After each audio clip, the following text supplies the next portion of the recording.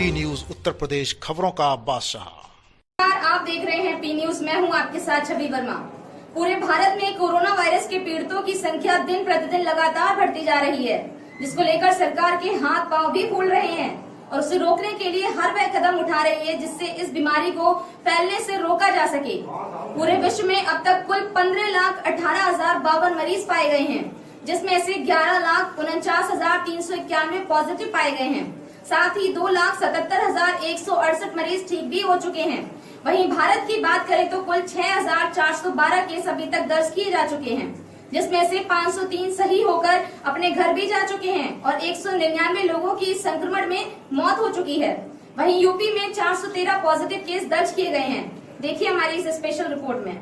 आज 4/30 पर पूरे भारत में कोरोना वायरस के कुल 6,412 केस हो गए हैं, जिसमें से 5,889 पॉजिटिव पाए गए, जिसमें से 503 सही होकर अपने घर जा चुके हैं और 199 लोगों की कोरोना से मौत हो चुकी है। इसके अलावा विश्व में 15,18,952 मरीज पाए गए, जिसमें 11,49,391 अभी भी कोरोना वायरस पॉजिटिव हैं। साथ ही 27,71,068 कोरोना के मरीज ठीक होकर घर जा चुके हैं। इसके अलावा 92,393 लोगों की कोरोना वायरस से मौत हो चुकी है। महाराष्ट्र में कुल 1,359 कोरोना केस हैं, जिसमें 25 लोगों की कोरोना से मौत हो चुकी है।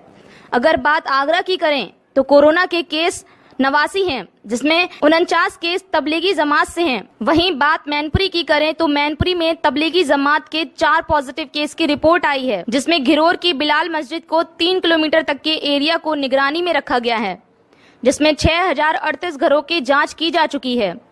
और दूसरा एपी सेंटर करेल का बाजार मस्जिद, जिसके 1 किलोमीटर तक की एरिया को निगरानी में रखा गया। इसमें 3,977 घरों की जांच हो चुकी है। तीसरा एपी सेंटर मैनपुरी की शाही मस्जिद, जिसकी जांच चल रही है। यह तीनों एपी सेंटर तबलीगी जमात से ताल्लुकात रखते हैं। मैनपुरी से अजय सिंह भास्कर की रिपोर्ट। कोरोना वायरस के चलते इस वक्त जो है तमाम बातें चल रही हैं और पूरा युद्ध स्तर पर कार्य चल रहा है। सरकार लड़ने को तैयार है, कोरोना वायरस को इस देश से बाहर भगाने के लिए पूरी तरीके से तैयार है। यहाँ पर हम डॉक्टर स्नेह त्रिपाठी जी से आए हैं। मैं इनसे पूरी जानकारी लेना चाहता हूँ कि आखिर किस तरीके से इस लड़ाई में शामिल हैं, क्या जांचें हुई हैं, किस तरीके से यहाँ केस निकल के आ रहे हैं, क्या क्या सुविधाएं हैं और क्या कहना चाहते हैं आप? जी, आज इस घड़ी में सबसे पहले तो मैं पूरे क्षेत्र के लोगों से कहूँगा कि वो सोशल डिस्टेंसिंग को मानक बनाते हुए इस पर विशेष रूप से ध्यान दें और अपने हैंड वॉश करने के काम पर विशेष रूप से ध्यान दें। ये 2 ऐसे चीज़ें हैं जिसकी वजह से हम इस कोरोना वायरस को आराम से हरा सकते हैं। रही दूसरी बात मरीजों के आने की, जी हाँ, शुरू में जब लोग दिल्ली से लौट रहे थे उस दौरान कई सारे लोग आए थे अस्पताल में चेक कराने। पहले संख्या बहुत ज़्यादा थी, अब बहुत कम हो गई है और उनको हम लोगों ने थर्मल स्कैनिंग के थ्रू और उनकी हिस्ट्री के थ्रू उनकी स्क्रीनिंग करी और उनको होम क्वारंटाइन होने की सलाह दी जी। और कोई अगर ऐसा सिम्टोमेटिक मरीज आता है यहाँ पे जिसके अंदर कोई लक्षण मिल रहे हैं तो उसके लिए हमारे भोगांव में L1 चिकित्सालय बनाया गया है। हम लोग वहाँ पे रेफर करते हैं, वहाँ पे उसकी जांच होती है। प्रॉपर जांच होने के बाद उनका आगे क्या पॉजिटिव है कि नेगेटिव है, क्या होना है, वो वहाँ पे तय होता है। उसका ट्रीटमेंट भी वहाँ पे दिया जाता है। और भोगांव में ही जवाहर नवोदय विद्यालय को एक चिन्हित किया गया है जहाँ पर क्वारंटाइन यूनिट बनाई गई है। तो इस तरीके से पूरा मैनेजमेंट हो रहा है। मतलब यहाँ जो इस वायरस से जो भयभीत है लोग, उनके लिए आप क्या कहना चाहेंगे कि किस तरीके से इलाज चल रहा है और कैसे इलाज चलता है? पहली बात तो किसी को भयभीत होने की जरूरत है नहीं, लोगों के सहयोग की अपेक्षा की जा रही है। आप जितना सरकार की कही हुई बातों को मानेंगे, उनका सहयोग करेंगे, आपको उतनी सुविधा मिलेगी और हम लोग इस वायरस से जल्दी निजात पा लेंगे।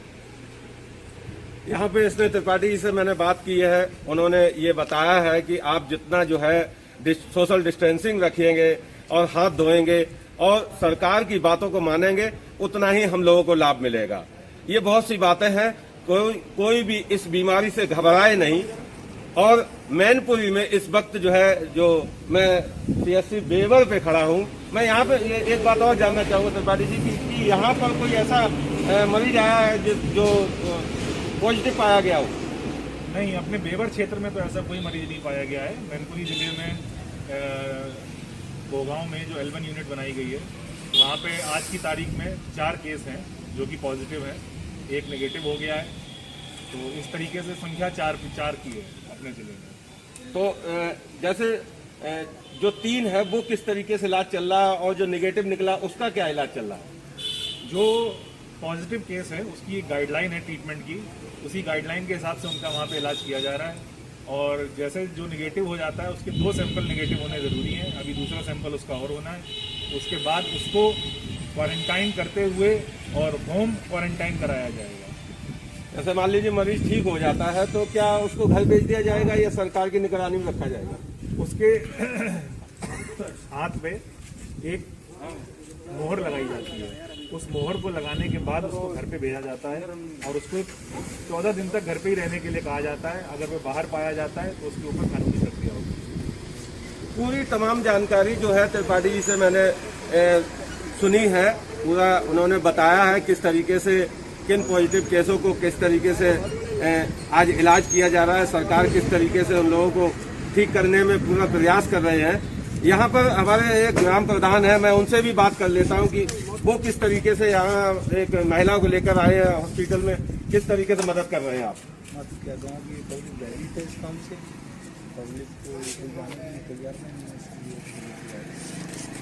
तो आपने कैसे मदद की आपने? मोटरसाइकिल से लेके आए हैं, आई था लगाया तो और भाई नहीं। ग्राम प्रधान जी का कहना है कि महिला गांव से लेके आए, गांव में जो है भय व्याप्त है कि कोरोना के मरीज कैसे हो क्या हो। इस समय जो है वो किसी की मदद करना भी नहीं चाहते, लेकिन प्रधान जी ने पूरा मदद किया और उसको जो है हॉस्पिटल लेके आए और वो नॉर्मल खांसी जुकाम की दवाई थी और लेकर यहाँ से जा रहे हैं। इस समय भयभीत होने की कोई आवश्यकता नहीं है, न डराने की आवश्यकता है, केवल सोशल डिस्टेंस बनाए रखिएगा, हाथ को बार बार धोइएगा और तमाम जानकारी के लिए बने रहिएगा। मैनपुरी से अजय सिंह भास्कर की रिपोर्ट।